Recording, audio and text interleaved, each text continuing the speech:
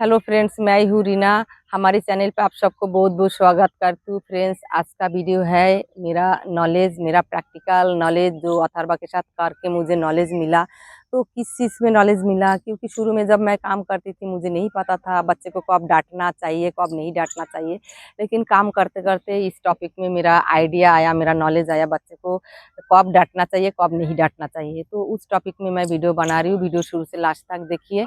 तो अथर्वा के साथ जब मैंने शुरू में काम शुरू किया था, स्टार्टिंग में जब थेरेपी स्टार्ट हुआ, तो एक बार जब मैं क्लास लेके आया, दूसरा दिन जब मैंने गया तो फिर मैंने अथर्वा तो एकदम जीरो लेवल की था।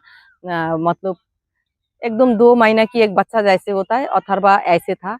शायद आप सबकी बच्चा भी ऐसे ही होगा, क्योंकि जो बच्चों में ऑटिज्म की प्रॉब्लम होता है और जिसमें ज़्यादा प्रॉब्लम होता है वो एक 2 महीना की, अगर बच्चा 3 साल की भी हो उसका लेवल रहता है 2 महीना की बच्चा की तरह। जो थोड़ा-सा माइल्ड बच्चा रहता है, जो हाई फंक्शनिंग होता है, जिसको लर्निंग स्किल अच्छा होता है, आईक्यू थोड़ा अच्छा होता है, वो शायद थोड़ा-सा जल्दी-जल्दी सीखता है और वो थोड़ा-सा देखता होगा। तो मुझे उस बारे में नहीं पता उतना, क्योंकि अथर्वा नहीं देखता था। अथर्वा के साथ करके जो नॉलेज मुझे मिला, अथर्वा का लेवल देख के मुझे जो मिला वो मैं बता रही हूँ। तो जब अथर्वा को एक्टिविटी मिला, घर आके मैंने शुरू किया तो इतना चिल्लाना, पटकना, रोना और देखना ही नहीं है, सुनना ही नहीं है, समझना ही नहीं है। मैं ऐसे लगता था मेरा थेरेपी चल रहा है, मेरा काम चल रहा है। तो मैंने फिर जाके थोड़ा टाइम करके फिर इतना परेशान किया, मैंने छोड़ दिया। फिर गया मैंने थेरेपिस्ट के पास दूसरा टाइम, सेकंड टाइम, तब जाके मैंने बोला, अरे मेरे बच्चे तो देखता ही नहीं है, सुनता ही नहीं है, समझता ही नहीं है, चिल्लाता रहता है, पटकता रहता है और भागता रहता है, तो हम क्या करें? वो तो नहीं कर रहा है। तो उन्होंने बोला, तुम माँ हो, मैं थेरेपिस्ट हूँ, मेरा काम है तुम्हें काम देना, और आप माँ हो, तुम जानो, तुम्हारा काम जाने, तुम बच्चों के साथ कैसे काम करोगे वो तुम्हें सोचना होगा। तुम्हें अगर बच्चा ठीक करना है तो तुम्हें सोचना होगा कैसे बच्चों के साथ काम करोगे। तो फिर मैंने घर आया, आके फिर मैंने सोचा बच्चे तो नहीं कर रहा है। तो उसके बाद मैंने सोचा हमारे पास तो कोई ऑप्शन नहीं है, कोई रास्ता नहीं है, हम कैसे करें?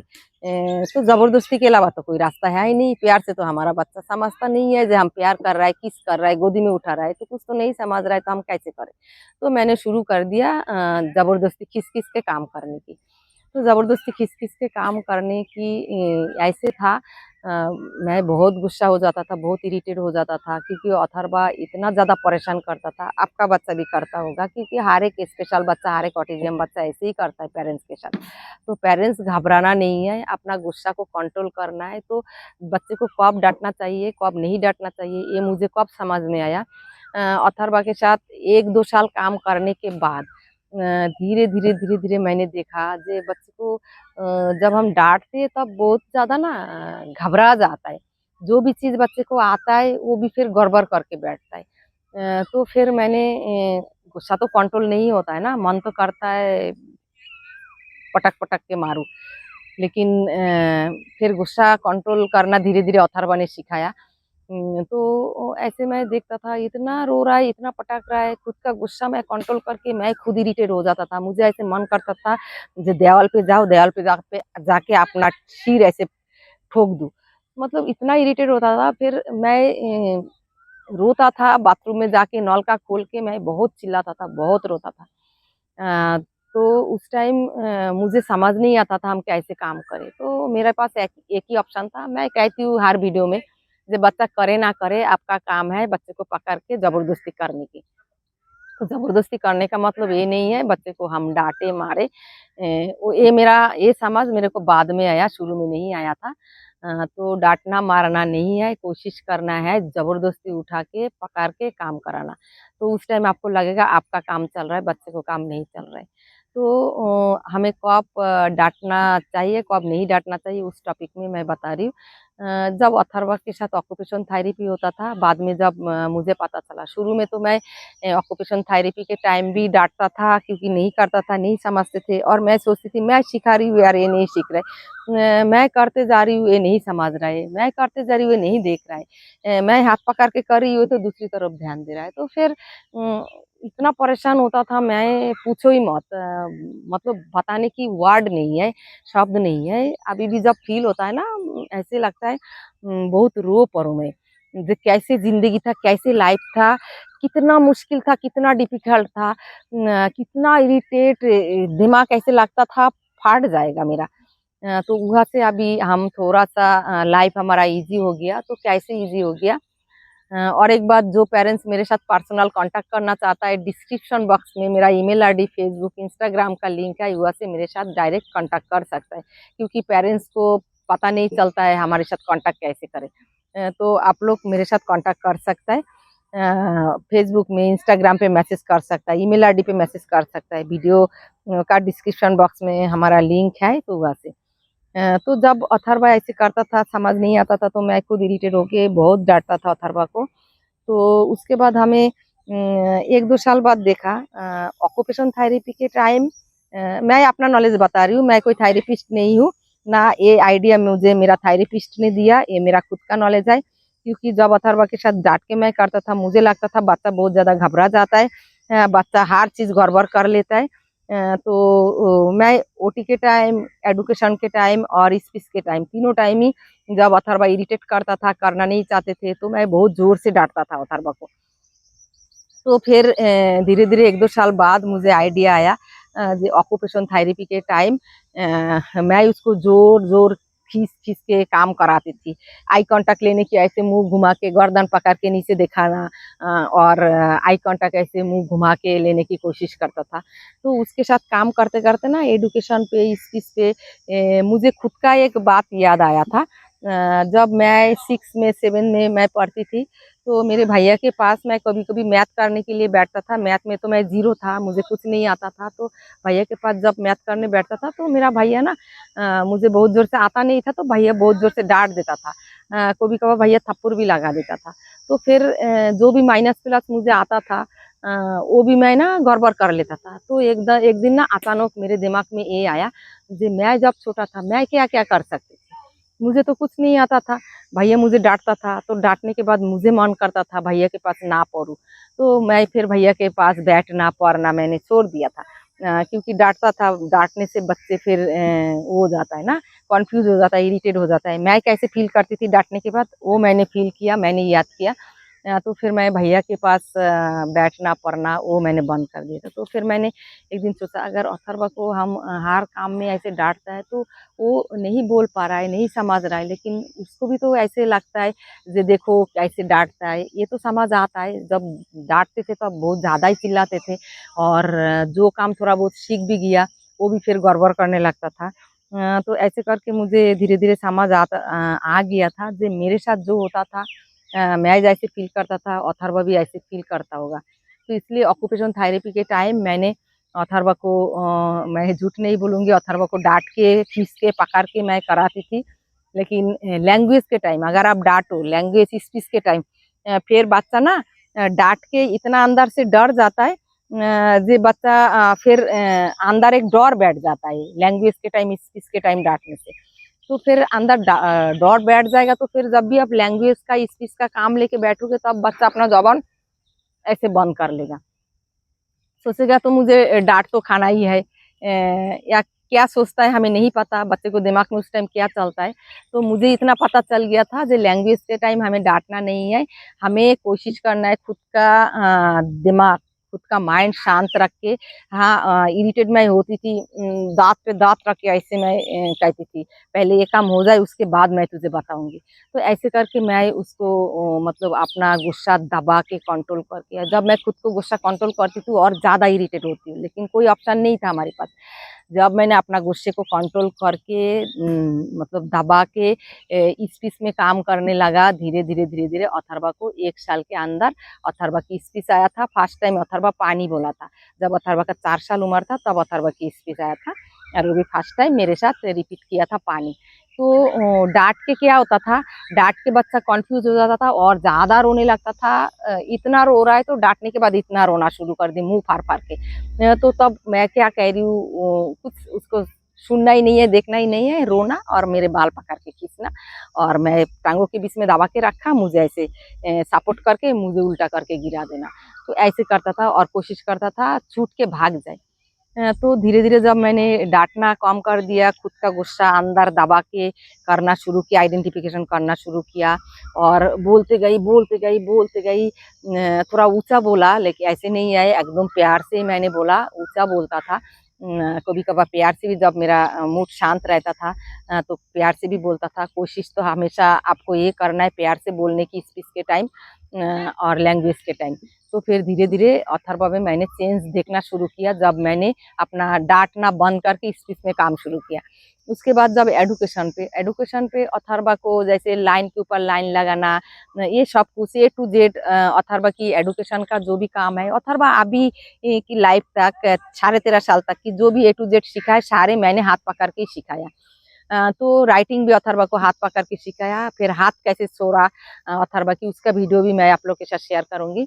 तो जब मैं हाथ पकड़ के करती थी, उसको हाथ को ऐसे, फिंगर को ऐसे पकड़ना था, पेंसिल को पकड़ना, ऐसे होल्ड करके पकड़ना प्रॉपर नहीं था, होल्डिंग भी नहीं था, पेंसिल गिरा देता था। तो मैं पकड़ के खींच के ऊपर से ऐसे लाइन लगाती थी, standing line, sleeping line, slanting line, जो भी करना है ऐसे करके, डॉट जॉइन करना, कलर मैचिंग करना, सब हर चीज़ मैं हाथ पकड़ के करती थी। तो उस टाइम फिर मुझे ऐसे लगता था कि अरे नहीं कर पा रहा है, तो फिर इरिटेट हो जाता था। मैं सिखा रही हूँ, 6 महीना तो हो ही गया, नहीं कर पा रहा है। तो फिर धीरे धीरे मुझे आइडिया आया जे एडुकेशन पे मैंने तो 2 साल तक बहुत डांटा अथर्वा को। तो फिर क्या हुआ था, 4 साल में अथर्वा की राइटिंग आ गया था, टेढ़ा मेरा करके। उसका वीडियो भी मैं दूंगी, वीडियो नहीं है, अथर्वा की राइटिंग कैसे था उसका शीट है मेरे पास, डेट लिखा हुआ है और शीट है। तो राइटिंग कैसे सिखाया था वो भी बताऊंगी। तो राइटिंग के टाइम मैं जब डांटती थी, अथर्वा जो भी राइटिंग सीख गया था साल भर के अंदर, जो भी लाइन उन लगाना, थोड़ा सा ट्रेसिंग करना सीख गया था, मैचिंग करना सीख गया, तो वो भी गड़बड़ कर देता था। क्योंकि बच्चे जब करना नहीं चाहता है, हम इरिटेट हो जाता है, तो फिर बच्चे को डांटता है। तो एडुकेशन के टाइम मैंने जैसे माइनस प्लस सिखाने के टाइम, बिग स्मॉल सिखाने के टाइम, बिफोर आफ्टर सिखाने के टाइम, जब 2 साल अथर्वा के साथ एडुकेशन पे काम हो गया, उसको कुछ आइडेंटिफिकेशन हो गया, नंबर की 10 तक की राइटिंग आ गया। तो उसके बाद जब before after big small number पे हम काम करती थी, तो बिल्कुल समझ नहीं आते थे और ऐसे लगता था स्मॉल बिग नंबर की कॉन्सेप्ट तो अभी भी कभी कभी अथर्वा 13.5 साल में भी कंफ्यूज हो जाता है। तो उस टाइम में जब बिग स्मॉल बिफोर आफ्टर में कंफ्यूज होता था, अथर्वा कुछ समझ नहीं आते थे, हमेशा गलत करता था, तो मैं इतना इरिटेट होकर उसको डांटता था। फिर मैंने एक दिन सोचा, मेरे पढ़ाई के टाइम मेरे भैया डांटता है तो मुझे ऐसे बुरा लगता है, मैंने भैया के पास पढ़ना बंद कर दिया था, ट्यूशन टीचर के पास जाता था, क्योंकि ट्यूशन टीचर तो डांटता नहीं था। तो फिर मैंने भैया के साथ ऐसे इरिटेट हो जाती थी और मुझे अच्छा नहीं लगता था, पढ़ना नहीं। तो ये बच्चे को भी ऐसे फील होता होगा, ये बता नहीं सकता है, तो हम थोड़ा प्यार से करके देखें। तो जब मैंने एडुकेशन का काम अथर्वा के साथ, गुस्सा तो आ जाता है, मेरा आंखें देख के अथर्वा को अभी भी समझ आ जाता है, मामा गुस्सा हो गया, मैं गड़बड़ कर रही हूँ। लेकिन ऊंचा आवाज में ज्यादा चिल्ला के नहीं बोलती। तो फिर धीरे धीरे अथर्वा का एडुकेशन में भी मुझे अच्छा रिजल्ट देखा। तो मैं यही कहूंगी, आप लोग भी ऑक्यूपेशन थेरेपी के टाइम मैंने हमेशा ही डांट पड़ता था, क्योंकि सीखता नहीं था।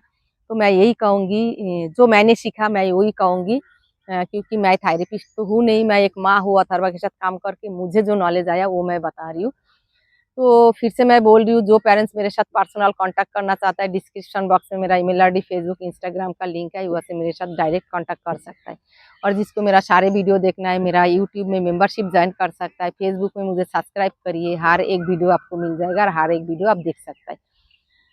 तो फिर मेरा नॉलेज है, मैं अभी भी मैं अथर्वा के साथ ऐसे करती हूँ। अभी तो अथर्वा को नहीं डांटती हूँ, डांटना अलाउ नहीं है, क्योंकि अभी बड़ा हो गया, हम नहीं डांट सकता है बड़े बच्चों के साथ। अगर आपका बच्चा बड़ा है, आपको भी पता है कि बड़े बच्चों को डांटने से फिर क्या रिएक्शन हो जाता है, घर का माहौल कैसे होता है। तो मैं यही कहूंगी, मैं क्या करती थी, आप लोग क्या करेंगे ये मैं नहीं बता रही हूँ, बस मैं क्या करती थी, मैं ये करती थी, ऑक्यूपेशन थेरेपी के टाइम मैं डांट देती थी, गड़बड़ कर रहा है, नहीं सीख पा रहा है। लेकिन एडुकेशन के टाइम और स्पीच के टाइम मैं खुद का गुस्सा कंट्रोल करके, शांत होके, मैं ऐसे माइंड में सोचती थी, शांत शांत, गुस्सा बाद में दिखाएंगे, अभी नहीं दिखाना गुस्सा। तो ऐसे करके मैंने जब काम शुरू किया, गुस्सा को कंट्रोल करके, उस आवाज में बोला, ये नहीं है बिल्कुल मीठी आवाज में, क्योंकि हम जैसे पेरेंट्स को मीठी आवाज निकालता ही नहीं है। कोई अगर बोलता है कि मैं मीठी आवाज में बोलती हूँ, तो वो झूठ बोलता है। हम जैसे मीठी आवाज़ नहीं निकाल सकते, लेकिन खुद को गुस्सा को कंट्रोल करके हम कोशिश करेंगे तो मीठी आवाज़ निकाल सकता है। वो आर्टिफ़िशियल मीठी आवाज़ होगा। जो मैं प्यार दिखाएँगे वो आर्टिफ़िशियल वाला होगा। मैं ऐसे ही करती थी अथर्वा के साथ। कोशिश करती थी गुस्सा कंट्रोल करके उसको साथ प्यार से बोलने की, लेकिन मन में रहता था, मन तो करता है पटक-पटक के मारूँ। लेकिन गुस्सा कंट्रोल करके ऐसे किया तो मुझे एजुकेशन पे भी अच्छा रिजल्ट धीरे-धीरे मिलने लगा। बच्चे को उसमें क्या होता है, नहीं डाँटने से कॉन्फिडेंस लेवल बढ़ता है और हमेशा शाबाशी देना है। वाह बेटा! अथर्वा को मैं अभी भी कहती हूँ, शाबाश बेटा, मम्मा को पता ही नहीं था आप इतना अच्छा कर सकते हो। हालाँकि उतना अच्छा नहीं करती थी, बचपन में भी नहीं करती थी, क्योंकि बचपन में उसको कुछ आता ही नहीं था, 2 महीने की बच्चा जैसे था। फिर भी जब मुझे समझ आया जे अभी उसके साथ थोड़ा-सा आर्टिफ़िशियल प्यार दिखाना है काम के टाइम, तब ऐसे करती थी। अथर्वा आपको ये आता है राइटिंग में, मम्मा को पता ही नहीं था, नहीं किया वो, नहीं कर पा रहा है, लेकिन शांत होके बैठ रहा है, मेरे हाथ पकड़ के कर रहा है, उसमें मैं ऐसे शाबाशी देती थी पीठ थपथपा के। तो उसमें मुझे अच्छा रिजल्ट मिला। तो मैं आप लोग को यही कहूँगी, आप लोग भी कोशिश करिए स्पीच के टाइम और एजुकेशन के टाइम थोड़ा प्यार से काम कराना चाहिए। आप कैसे प्यार से करेंगे वो आपको सोचना है, तो उसमें क्या होता है बच्चे को कॉन्फिडेंस लेवल बढ़ता है। तो धीरे-धीरे अथर्वा की ऐसे करके मैंने किया और मुझे रिजल्ट मिला। फिर अथर्वा में मुझे चेंजेस नज़र आया जब राइटिंग के टाइम और स्पीच के टाइम डाँटना पीटना बंद कर दिया, डाँटना-उटना बंद कर दिया। उस आवाज़ में बोला मैंने, झूठ नहीं बोलूँगी, लेकिन धीरे-धीरे फिर रिजल्ट अच्छा दिखने लगा। तो आप लोग कैसे करेंगे कमेंट करके ज़रूर बताएँगे। आप लोग भी करते रहिए काम, काम करने से ही इम्प्रूवमेंट होता है। बिना काम किए कुछ भी करो तो कुछ नहीं मिल सकता है। तो आज यहाँ तक वीडियो कैसे लगा कमेंट करके ज़रूर बताइएगा, शेयर ज़रूर कीजिए। अगर मेरे वीडियो से किसी को लाभ हो रहा है, किसी को रिजल्ट मिल रहा है तो कमेंट ज़रूर कीजिए और शेयर करिए दूसरा पेरेंट्स तक ये वीडियो पहुँचे, वो भी घर बैठ के काम करे। क्योंकि मेरे चैनल पे वीडियो एक्टिविटी का ही ज़्यादा मिलेगा, तो वो एक्टिविटी आप लोग कराइए और बच्चों की इम्प्रूवमेंट कराइए। आज यहाँ तक, नेक्स्ट वीडियो में फिर हम मिलते हैं। Tata bye bye, thank you so much. मैं वीडियो बना रही हूँ, अथर्वा उधर बैठा हुआ है। अथर्वा अपना योगा-वोगा कर लिया। तो अभी हम घर जाएँगे, हमारा वीडियो बन गया। तो आप लोग सब अच्छा रहिए, बच्चों के साथ काम कराइए और मेरा वीडियो शेयर ज़रूर कीजिए। Tata bye bye, thank you so much.